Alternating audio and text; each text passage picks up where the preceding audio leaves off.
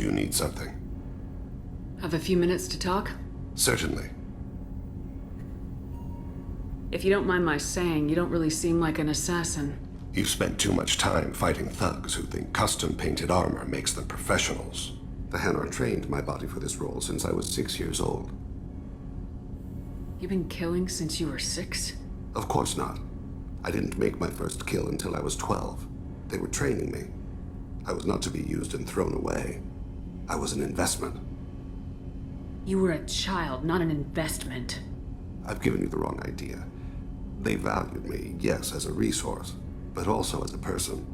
They regretted their need for me. The Hanar? Excessively polite, worship the Protheans? They don't seem the type who train assassins. Every species trains assassins. The Hanar are only unusual in that they need other species to do the killing for them. They have a strong grip and natural toxins, but have you ever seen one move quickly outside of water? Or fire a gun? Why did your parents agree to this? The agreement was made under the Compact. It was an honor for our family. The Compact?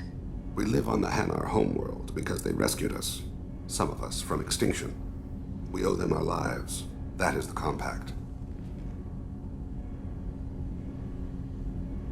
Why was your race going extinct? Overpopulation. That must sound trite to you. Humans developed mass effect drive before the problem became acute. Our homeworld, Rakana, had few resources. We hadn't even developed fusion power when the soil began to fail from overuse and pollution. The Hanar found us a century ago. They sent hundreds of ships, evacuated thousands of us. Billions more had to be left behind. What's the state of Rakana now? Do you read your philosophers? A man named Thomas Hobbes? When all the world is overcharged with inhabitants, then the last remedy of all is war, which provideth for every man by victory or death. As Rakana died around them, my people slaughtered each other for mouthfuls of water, crumbs of food.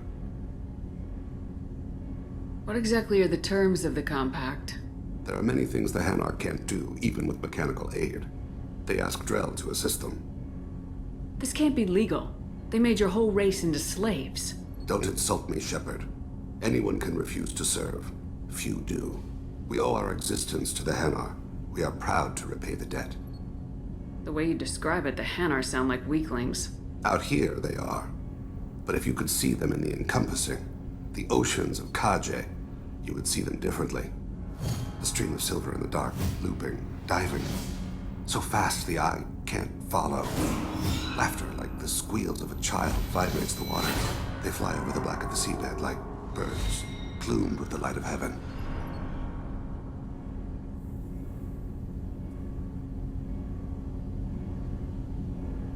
But you don't kill for the Hanar anymore. You're freelance. What changed?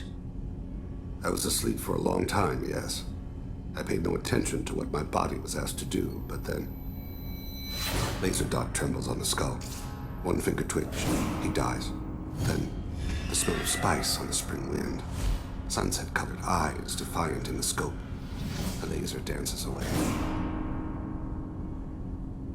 My apologies. Drell slip into memory so easily. Was that one of your assassinations? Yes. Perhaps we can discuss it later. I've wasted too much of your time.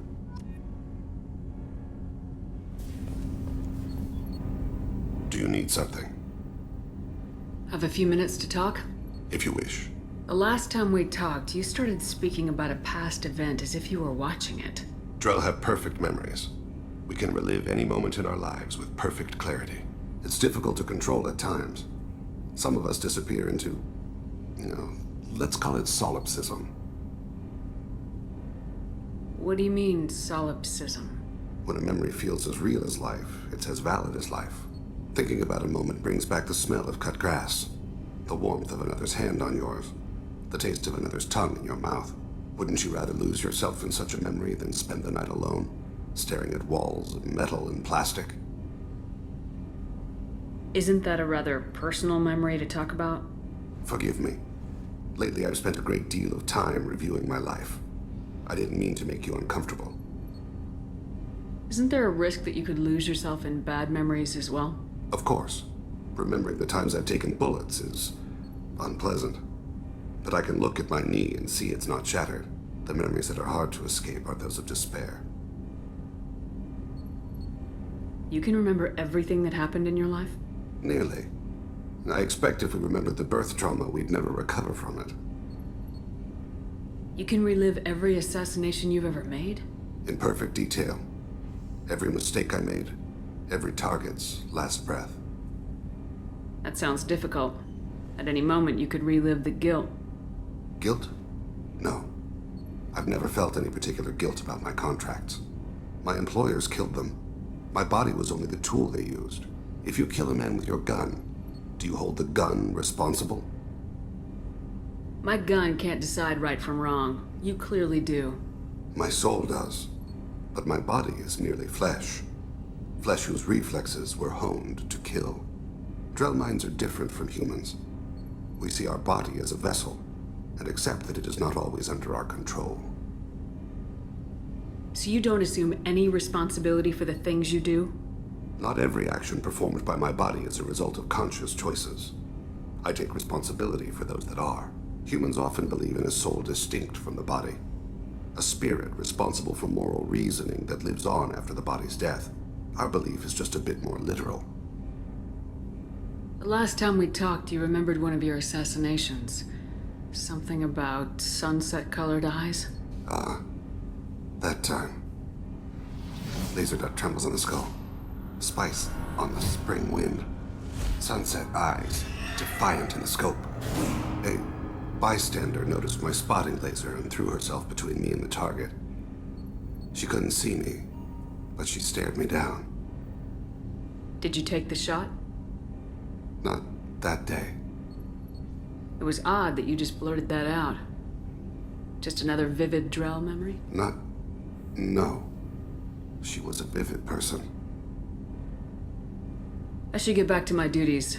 Shepard, I appreciate these chats we have. You've spent a lot of your life alone, Thane. Work fulfilled me. Reading. I barely spoke to anyone outside my family. It seems there will be no one to mourn me when I die. You're the only friend I've made in 10 years. Friend, huh? It's a start. A start? That's intriguing. I will always be here to talk.